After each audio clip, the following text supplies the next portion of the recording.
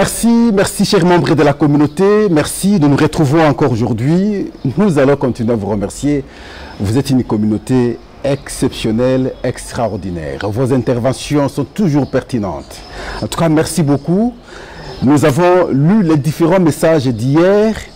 Hier, nous avions abordé la question en rapport avec le boycott de Paul Kagame aux assises de Luanda. Et nous vous avons expliqué que c'était prévisible. Et ça, dans le passé, nous le disions toujours, vous étiez suffisamment informés. Nous savions qu'il n'y aurait pas accord, encore que ce ministre des Affaires étrangères avait déjà annoncé, à travers un point de presse, qu'il avait organisé en Grande-Bretagne. Nous vous avons dit, et le cas M23, à travers ce plateau, c'est pratiquement chaque jour, nous revenons, nous vous expliquons que c'est que la ministre des Affaires étrangères a fait ne reflète pas la vision du Rwanda sur cette question de l'occupation de la RDC. Le Rwanda cherche les espaces, le Rwanda veut déverser ses citoyens, et d'ailleurs il a commencé à déverser ses citoyens sur le sol congolais.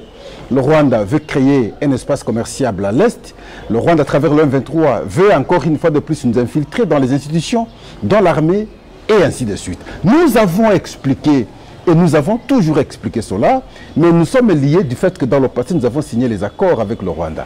Le président de la République ayant compris qu'on a signé les accords avec le Rwanda, le problème ne se termine pas.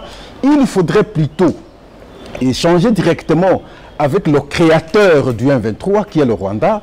Et voilà, le Rwanda ayant compris la position du président pour avoir refusé d'échanger avec le M23, se cramponne là et veut que la RDC échange principalement, prioritairement, d'abord avec le M23. Et voilà, nous nous retrouvons encore aujourd'hui. Si on se retrouve aujourd'hui, c'est parce que nous avons estimé qu'il est encore important d'aborder une question. Hier, les rumeurs ont circulé. Beaucoup ont fait croire aux autres que Walikale est passé entre les mains de M23. Et actuellement, c'est la stratégie que les autres ont adoptée. Chaque jour, on vous fait croire que tel village est passé entre les mains de, tel village est passé entre les mains de, et alors que c'est faux. Et je vous le dis ici, Walikale n'est pas entre les mains de M23. Et je vais vous expliquer qu'est-ce qui se passe jusqu'ici dans le territoire de Walikale. C'est autour de ça que nous allons analyser aujourd'hui. Merci beaucoup. Je vous aime. Mais en toute sincérité, je vais vous dire qu'hier, au moins, Matembo et Ali Bongo, de petits villages à Lubero, exact, ont été occupés par le M23. Mais à Walikale, vous avez une explication très intelligente aujourd'hui.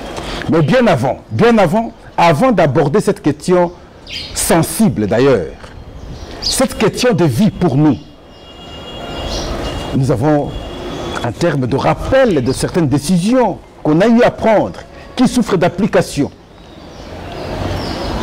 La première mesure, c'est celle qui consiste à interdire la circulation de remorques pendant la journée dans la ville. S'il vous plaît, je veux vous rappeler, ces mesures ont toujours été prises depuis le premier mandat de Joseph Kabila. Jusqu'à sa sortie, et après sa sortie, dans le gouvernement de Félix-Antoine Tshisekedi, la même mesure a été reprise une fois de plus. Mais l'application a toujours posé problème. On n'a jamais été à mesure, en tout cas, d'interdire la circulation pendant la journée des remorques. C'est dû à quoi? Peut-être que ces sociétés qui conditionnent maintenant la police. Dû à quoi? C'est peut-être que ces sociétés qui conditionnent maintenant les services de l'État. Ça fait mal. La conséquence est laquelle? Ça crée beaucoup d'embouteillages, pour ne pas parler des accidents. Qui est responsable? C'est l'État qui est en train de faillir. Pourquoi on ne sait jamais prendre des mesures et suivre leur application jusqu'à la fin? C'est autant que j'interpelle ces derniers temps le ministre Constant Mutamba. Je l'ai vu au début, avec beaucoup d'acharnement.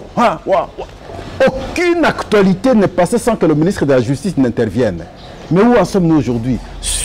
un calme, à part la situation dernièrement ici, de Koulouna que nous l'avons suivi, il parle de l'exécution, ainsi de suite. Mais il s'est tué depuis un moment. Je vais vous rappeler des mesures qu'il avait prises, surtout contre les églises. Sur une avenue, on ne verra pas 2, 3 églises. Mais aujourd'hui, est-ce que ça produit des faits? Aucun effet. Aucun effet parce que les églises sont toujours là, les bruits sont toujours là, la nuisance sonore est toujours là. Aucun changement et les gens n'ont pas senti le changement. Est-ce qu'il est conditionné par les églises? Il a eu peur des églises? Est-ce que les églises se sont concentrées à travers les prières pour qu'ils soient hébétés? C'est fort possible. Et maintenant, il manque la force de trouver solution à la question. Pourquoi alors on prend des mesures? La République démocratique du Congo. Malgré les multiples promesses du gouverneur Bumba, rien ne se constate dans la ville. Je reprends. Malgré les multiples mesures prises par le gouverneur Bumba, rien ne se constate dans la ville. Pour ça, parce que j'ai énuméré au moins 3 mesures, jamais une application, en tout cas constatée dans la ville, je vais vous parler maintenant de la stratégie des hommes politiques à travers la pensée, sinon la philosophie, non seulement de Niccolò Machiavel, mais également de Platon et Socrate. La morale et la politique. Pour Niccolò Machiavel, on ne peut pas associer la morale à la politique. Il faut les dissocier. Quand vous faites la politique, n'ayez pas la morale. Et pourtant, ceux qui l'ont précédé avant, dans leur manière, peut-être qu'ils étaient influencés par la philosophie chrétienne, entre autres ici Platon, entre autres ici Socrate, je peux parler de Saint-Augustin, ainsi de suite, et ont estimé que le bon gouvernement devrait être moralement bon. Parce que pour eux, on ne peut pas comprendre que, sinon on ne peut pas avoir un homme politique qui soit immoral. On ne peut pas séparer la morale de la politique. Lorsque vous faites la politique, vous devez avoir la morale. Mais Niccolò Machiavel dit non, il nous apprend le cynisme politique. Pour réussir en politique, selon lui, il faut être un loup parmi les moutons. Un loup parmi les moutons. Là, c'est Machiavel. Le dirigeant doit être prêt à agir de manière immorale si c'est nécessaire. Un dirigeant ne doit pas être continuellement généreux. Il est préférable d'être craint que d'être aimé. On n'a pas besoin d'être aimé. La capacité de manipuler la perception. Voulez-vous que je reprenne?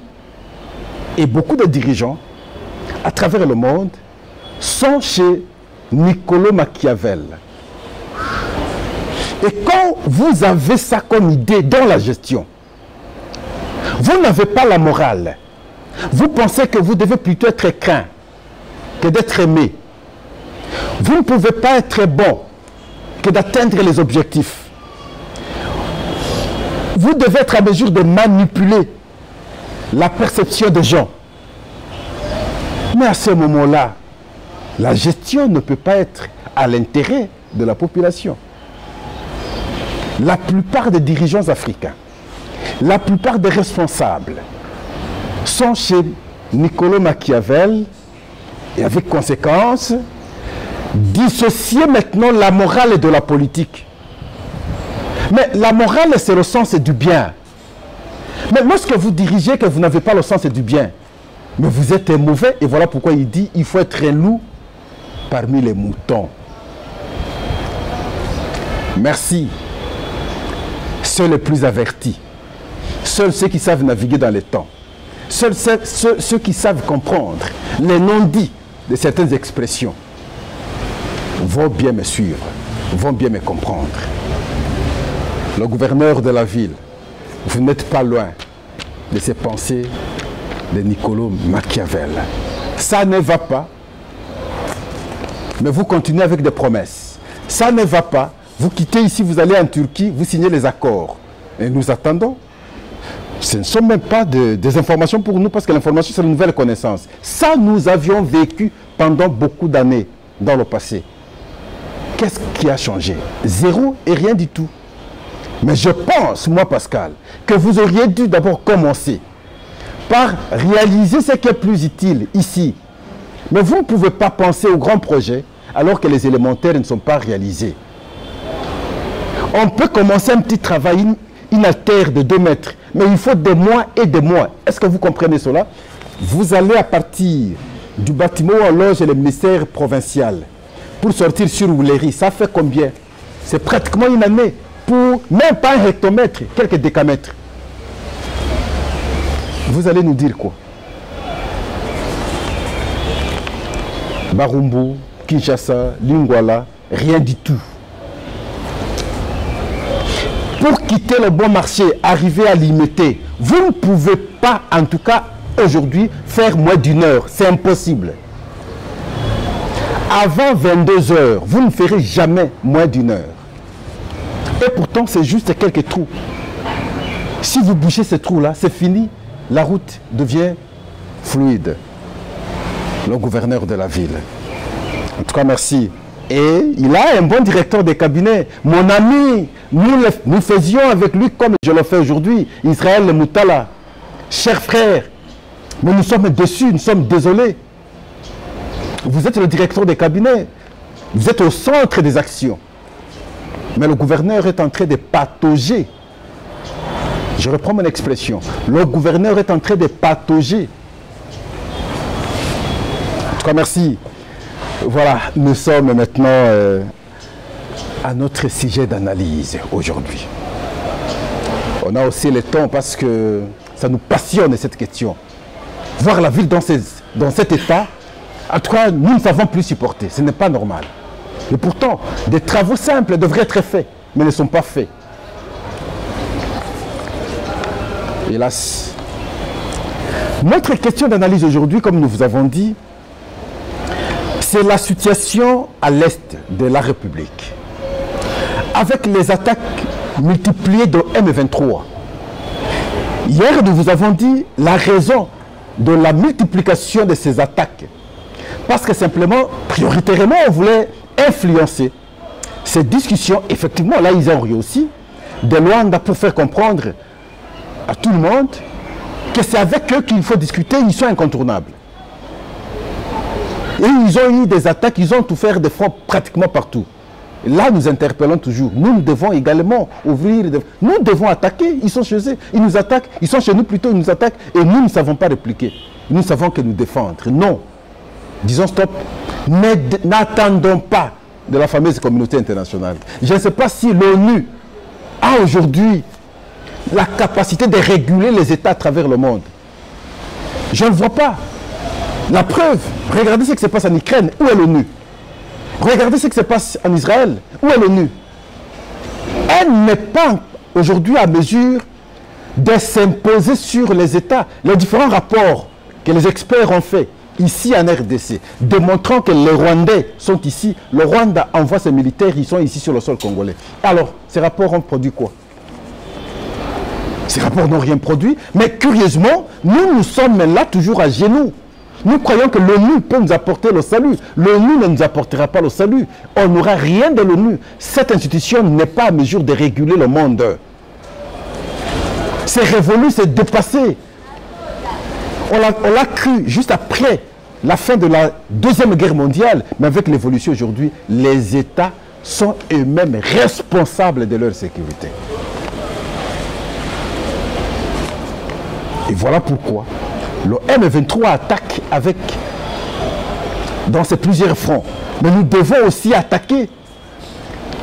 C'est dans son bras de fer, dans son rapport de force, que ce soit les accords, que ce soit tout le reste, peut connaître le dégel pour que nous puissions nous retrouver, pour que nous puissions maintenant faire le jeu démocratique, sinon diplomatique normalement. Le contraire, on va continuer à marcher sur nous. Et on va faire circuler une information hier. Walikale est tombé entre les mains de M23. Pascal vous dit aujourd'hui, c'est faux, c'est une très fausse information. Walikale n'est pas entre les mains de M23. Jusqu'ici, les combats sont pratiquement à la frontière entre Massissi et Walikale. Et c'est à 15 km de Pinga. Même Pinga c'est un centre bien entendu, parce que je suis arrivé là-bas, on n'a pas les éléments de M23. Là, c'est les FARDC. Et parce qu'ils ont créé maintenant leurs équipes de communication pour faire peur aux Congolais, pour faire croire aux Congolais qu'ils avancent sensiblement et sérieusement, alors qu'en réalité, ce n'est pas le cas. Ils ne sont même pas arrivés à Pinga. Ils sont dans la frontière entre le territoire de Massissi et le territoire de Walikale. C'est très loin du centre de Walikale. Je dis bien très loin.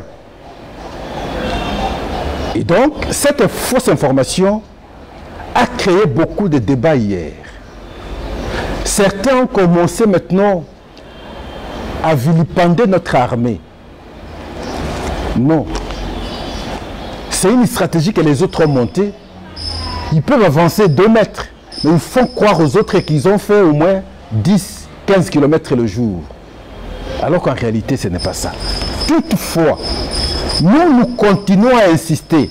Nous insistons pour que nous ne puissions pas croiser les bras, continuer toujours à subir les attaques de M23 sans que nous puissions maintenant les attaquer. Et pourtant, ils sont sur nos sols, ils sont sur notre territoire. C'est nous qui devrions en fait chaque jour les attaquer. Mais nous sommes là, bras croisés, en train d'attendre qu'ils nous attaquent pour répliquer. Mais je veux également vous informer. Et là, je m'adresse directement à la ministre des Affaires étrangères. Madame, la partie, sinon les parties jusqu'ici occupées par le M23, c'est à 88% des espaces qu'on a toujours dit qu'il y a des FDLR. Mais vous allez voir que les FDLR sont aujourd'hui dans la partie occupée par le M23. Ils ne vont pas les désarmer. Ils le voient, ils collaborent d'ailleurs. Ils vont venir vous mentir, vous, parce que là, vous restez avec 12%. Et on va vous dire, vous devez désarmer le FDLR. Mais comment vous allez désarmer le FDLR, vous n'avez que 12%. Les 88 autres pourcents, c'est dans la partie occupée par le M23. Pourquoi eux ne parviennent pas à les désarmer? Et de temps en temps, je vous rappelle ici qu'à l'époque, nous avions mutualisé les efforts avec les Rwandais pour les désarmer. Je vais vous rappeler ici que toute cette partie à son temps a été occupée par le RCD. Mais on n'est jamais parvenu à les désarmer. Ils collaborent normalement. Tous sont des Rwandais. Tous sont les Rwandais. Ils ont des objectifs.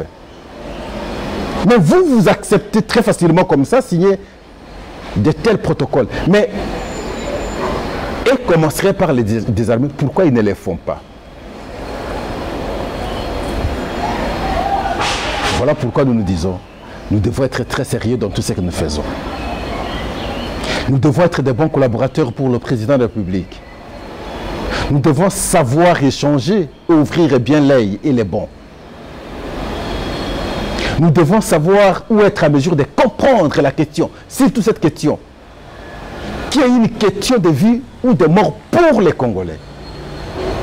Mais s'il y a des complaisances dans les discussions, dans les échanges, mais je ne pense pas que ce sera encouragé. Et nous devons en tout cas décourager. Et donc, substantiellement, comprenez ici qu'ils ont créé une bonne équipe de la communication qui sont dans les réseaux sociaux et qui nous font consommer le contraire de la réalité sur terrain. Ils nous font toujours comprendre que les M23 avancent, alors qu'en réalité, ils n'avancent pas. Mais au moins, ils ont tout fait. Ils ont ouvert des fronts par-ci et par-là, à l'est, là où ils occupent, pour simplement faire passer les messages, comme je vous l'ai dit ici. Mais j'insiste toujours. Hier, je l'avais dit. peut-être à tort, mais je ne crois pas trop. Le déplacement du président sortant, du président américain sortant, Biden, n'était pas, de mon point de vue, forcément pour la signature des accords économiques. Parce que ces accords, du corridor Lobito, ou sinon ce projet, c'est un projet des Américains. Lui n'a rien à voir, encore qu'il est sortant, parce que l'application ne se fera pas sous son régime. Enfin, sous son régime. Il sera parti, c'est l'autre qui va le faire. Mais alors, comme c'est un accord des États-Unis ou des Américains, en vertu de quoi il devait se précipiter, sachant bien qu'il est sortant.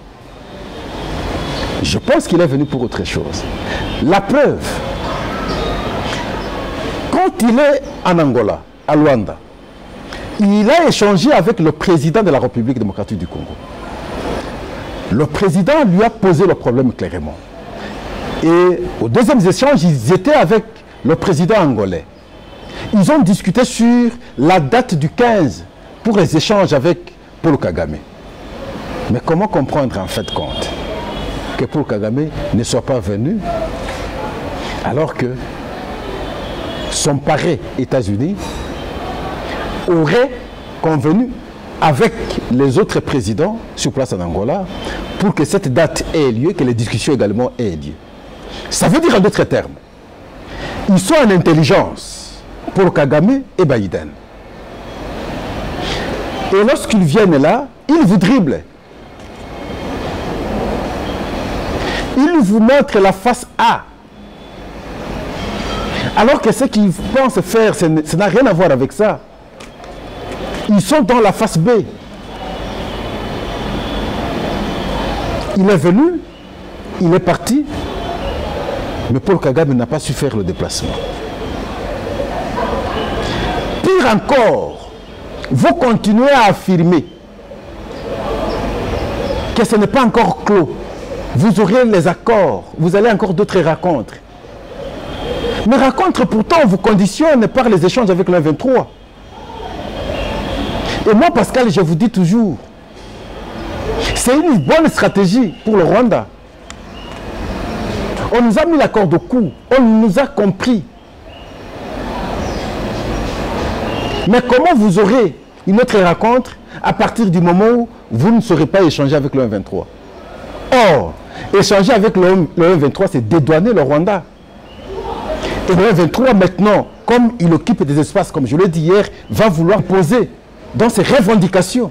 Nous, ce que nous devons faire maintenant, c'est avoir une autre position de force afin d'aller, s'il y aura cette rencontre, on peut aller avec une position de force. Mais nous sommes aujourd'hui en position de faiblesse du fait simplement que le M23 a occupé des espaces. Et voilà pourquoi ces attaques qui se font aujourd'hui, c'est pour démontrer davantage qu'ils sont forts. Et si nous allons aux accords, ce sont eux qui vont s'imposer sur nous.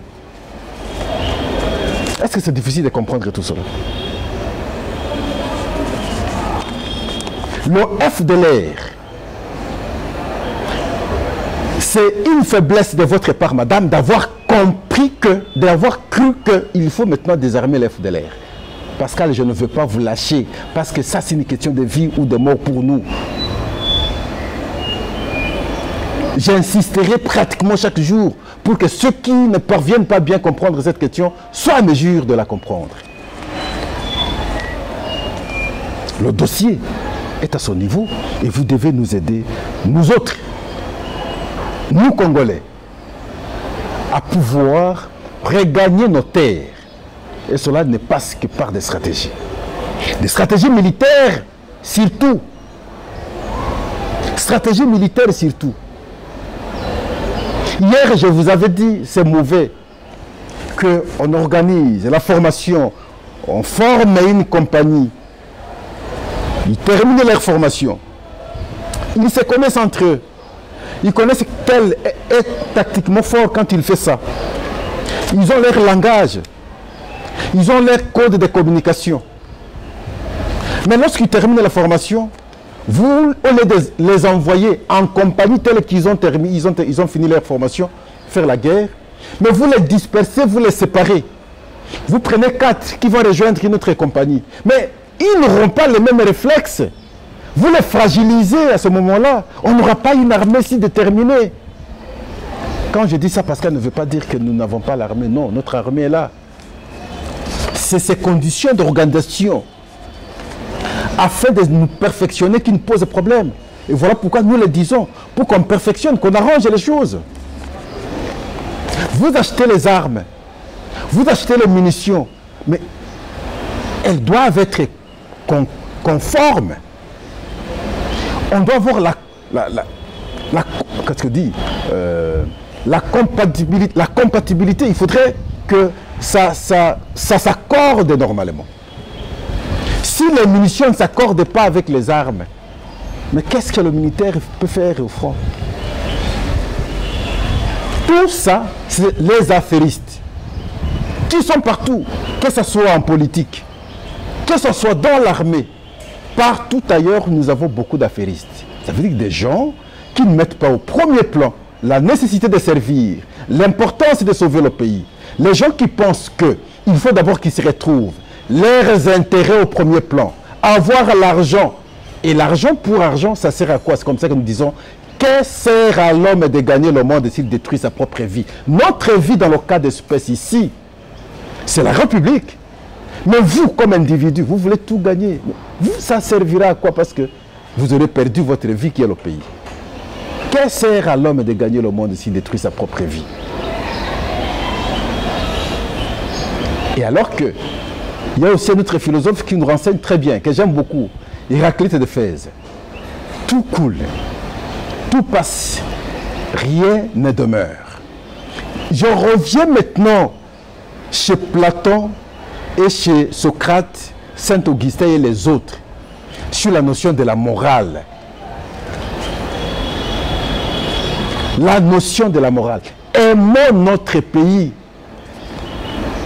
Moi, je pense que les dirigeants doivent avoir la morale. Dirigeant, ça veut dire que vous avez une portion de gestion partout. Vous devez avoir un sens de la morale, un sens du bien.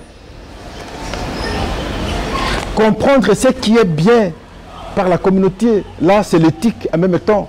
Ce qui est accepté comme bien par une communauté. Et l'éthique et la morale, je ne sais pas les différencier. Mais lorsque vous n'avez ni éthique, ni morale, mais vous êtes responsable, mais vous êtes cynique, vous êtes chez, en tout cas, Niccolò Machiavel, vous êtes cynique. Et quand vous êtes cynique, mais vous allez desservir. Quand vous êtes cynique, vous êtes un loup. Vous êtes un loup, vous allez bouffer maintenant les moutons. Vous êtes un loup. Quand vous êtes cynique, vous voulez qu'on vous craigne simplement. Vous n'avez pas l'amour. Vous n'avez pas l'amour. Quand vous êtes cynique, mais vous êtes le plus mauvais. Vous êtes le plus mauvais. Et quand vous êtes là pour manipuler la perception des gens, que les gens croient que c'est bien alors que ce n'est pas bien, que les gens croient que c'est bien fait alors que ce n'est pas bien fait, vous manipulez la perception des gens, mais vous êtes le plus mauvais de la société. Quand vous pensez qu'à vos intérêts personnels, mais vous êtes le très mauvais. Et après, vous allez, lorsque vous n'aurez plus le pouvoir, dire, mais au moins, si je savais, on aurait dû, pourquoi? Mais vous avez tout le temps. Vous êtes au front, vous avez tout le temps de pouvoir bien faire pour votre pays. Vous êtes gouverneur de la ville, mais vous avez tout le temps de pouvoir servir la nation. Mais vous allez encore dire demain après quoi? Comme je vois ceux qui étaient hier au pouvoir pendant beaucoup d'années, venir aujourd'hui se transformer en faiseur de péché, prêchant, en donneur de leçons. Mais vous aviez eu tout le temps. Pourquoi vous n'aviez pas servi? Vous aviez été des loups face aux moutons. Vous aviez été cynique. Vous n'aviez pas voulu servir, seulement la mauvaise volonté. Vous aviez appliqué la philosophie de Niccolò Machiavel. Vous n'avez pas mis la morale en politique pour servir votre nation. Aujourd'hui, vous ne pouvez plus vous transformer en donneur de leçons comme si hier, vous n'étiez pas humain. Malheureusement. Quelqu'un comme Emmanuel Shadari, qu'est-ce qu'il peut encore dire à la nation aujourd'hui? Mais vous aviez eu tout le pouvoir. Les dirigeants du régime passé, mais vous aviez eu tous les pouvoirs. C'est comme ça que Pascal dit toujours. Autant pour ceux qui sont au pouvoir aujourd'hui. Ne revenez pas demain pour nous dire, mais voilà, mais vous avez tout le temps en fait pour le pays. Le pays vous a donné tout. Mais faites pour le pays. Ceux qui étaient hier, aujourd'hui, je sais qu'ils regrettent de n'avoir rien fait. Vous n'aviez pas réhabilité les routes hier. Vous aviez construit une très grande maison. Mais vous allez dans votre maison, parce que vous aviez eu l'argent, vous avez pensé construire que pour vous. Mais votre route est délabrée à cause de vous. Parce que vous n'aviez pas réhabilité, vous n'aviez pas facilité ce travaux pour l'intérêt de tout le monde. Mais vous allez rouler comment? Et ils sont les premiers maintenant à donner des conseils aux autres. Ils sont les premiers à reprocher les autres. Qu'est-ce que vous aviez fait hier? À Kinshasa, par exemple, quel genre d'œuvre qu'on peut retenir du régime de Kabila pendant 18 ans? Quoi, par exemple, à part le boulevard qu'on a élargi? Quoi? Jamais quiconque au défi. Jamais bien quiconque au défi peut me compter au moins 10 œuvres ici à Kinshasa construites par le régime de Joseph Kabila pendant 18 ans. Je pose le problème à la portée publique. Qu'on met les sites dans la ville de Kinshasa et qu'on totalise 10. Mais aujourd'hui, avec Félix Antoine Tshisekedi, je peux vous les compter très facilement. Je peux compter le centre culturel à Kinshasa. Je peux compter l'hôpital de Mama Yemo. Je peux compter la réforme du camp Tchachi. Je peux compter la construction d'Arena qui est encore en cours. Je peux compter la construction des routes pratiquement quand je prends Elengue Sae Kikwiti. Je peux compter le palais présidentiel qui n'existait pas hier. Je peux compter le centre financier. Ce sont des bijoux, des œuvres. Je peux compter le ministère de la Défense. Je crois, pour le compte de l'État, là, je suis dans le 8, mais si je continue, parce que là, je l'ai pris de façon brutale, si je continue, on va dépasser 10 dans la ville de Kinshasa. Le grand marché, c'est joli. On est déjà à 10 d'ailleurs. Le grand marché, c'est joli. Mais, malgré ça, tant que les routes ne seront pas réhabilitées, ça va passer inaperçu. Et alors que, comparativement aux 18 ans passés, on n'a pas su faire ça. Mais les 18 ans passés ont semblé impactés. Pourquoi? Parce qu'on avait construit, on avait élargi le boulevard seulement. Mais ici, il y a beaucoup d'œuvres construites. Mais le fait jusqu'ici d'avoir pas pensé aux routes, ces œuvres ne sont pas perçues. Donc, vous comprenez par là, c'est la priorité des priorités, c'est les routes. Quand vous réussissez les routes à Kinshasa ici, ça va impacter même à l'intérieur du pays. Parce que tout part de Kinshasa. Tant qu'on n'aura pas trouvé solution à cette question, en urgence, monsieur le gouverneur, en urgence, monsieur le ministre des Finances, en urgence, monsieur le ministre des Infrastructures, on aura beau crier, personne ne croira à ce qu'on aura fait suffisamment, que ce soit ici à Kinshasa, que ce soit à l'intérieur du pays. En tout cas, merci beaucoup. Merci pour votre confiance. Merci parce que vous ne nous lâchez pas. Merci parce que vous savez nous compléter les idées. Et c'est de cette façon que nous allons continuer à évoluer ensemble, les membres de la communauté. Merci parce que vous savez, même quand vous écrivez vos messages, vous savez dire oui, mais aussi est-ce qu'on ne peut pas faire ça, c'est très important. Un homme intellectuel, c'est comme ça qu'il agit. Merci parce que vous nous accompagnez toujours. Mais j'insiste, nous devons élargir la communauté. Quand nous avons les liens, partageons. Cette question, par exemple, de l'Est, c'est une question qui doit tous nous concerner. Nous ne pouvons pas nous-mêmes avoir l'information et les autres n'en ont pas. Nous devons partager le lien. Merci. Mais j'insiste ici, il faudrait, en tout cas de mon point de vue, il faut des sensibilisations. L'opinion publique doit être sensibilisée pour que nous soyons à mesure de faire face à ce qui se passe à l'Est. Ne laissons pas le travail seulement aux militaires, pas seulement aux politiques, nous la population également, à travers nos points de vue. En tout cas, merci. Au revoir. Nous vous aimons beaucoup. Merci.